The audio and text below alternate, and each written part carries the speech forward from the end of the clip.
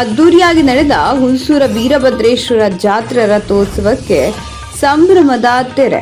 ಹುಲ್ಸೂರ ಪಟ್ಟಣದ ರಥ ಮೈದಾನದಲ್ಲಿ ಭಾನುವಾರ ನಡೆದ ಪಟ್ಟಣದ ಇತಿಹಾಸ ಪ್ರಸಿದ್ಧ ವೀರಭದ್ರೇಶ್ವರ ಜಾತ್ರಾ ರಥೋತ್ಸವಕ್ಕೆ ಸಾವಿರಾರು ಭಕ್ತರು ಸಾಕ್ಷಿಯಾದರು.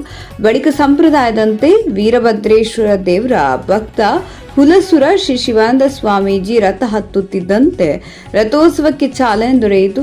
ರಥವು ಸಂಗಮೇಶ್ವರ ದೇವಾಲಯದಿಂದ ಹಾದಿ ಬಸವಣ್ಣ ದೇವಾಲಯದವರೆಗೆ ಎಳೆಯಲಾಯಿತು. ರಥ ಎಳೆಯುವ ಭಕ್ತರಿಂದ ಕರತಾಡತನ, ಜೈಘೋಷ ಕೇಳಿಬಂದವು.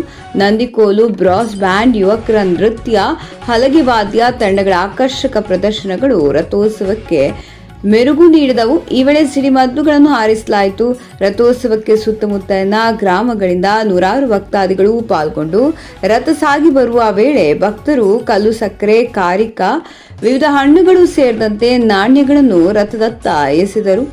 ಶನಿವಾರ ವೀರಭದ್ರೇಶ್ವರ ಜಾತ್ರಾ ಮಹೋತ್ಸವ ಹಾಗೂ ಗುಗ್ಗುಳ ಮೆರವಣಿಗೆ ವಿಜೃಂಭಣೆಯಿಂದ ನಡೆಯಿತು.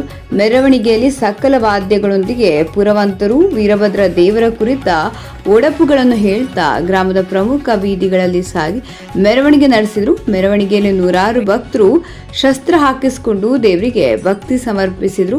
ಬಿಗಿ ಭದ್ರತೆ. ರಥೋತ್ಸವಕ್ಕೆ ಬಿಗಿ ಪೊಲೀಸ್ ಬಂದೋಬಸ್ತ್ ಮಾಡಲಾಗಿತ್ತು. ರಥ ಮೈದಾನ, ದೇವಸ್ಥಾನ ಮುಂಭಾಗ ಹಾಗೂ ಪ್ರಮುಖ ವೃತ್ತಗಳಲ್ಲಿ ಮುನ್ನೆಚ್ಚರಿಕೆ ಕ್ರಮವಾಗಿ ಹೆಚ್ಚುವರಿ ಪೊಲೀಸರನ್ನು ನಿಯೋಜಿಸಲಾಗಿತ್ತು.